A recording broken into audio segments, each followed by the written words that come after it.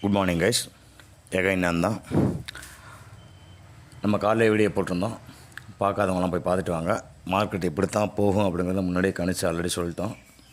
So கரெக்டாக வந்து நம்ம சொன்ன 23,200 அந்த ரேஞ்சில் வந்து ட்ரெண்ட்லைன் வந்து நிற்கிது ஃபின் நிஃப்டி.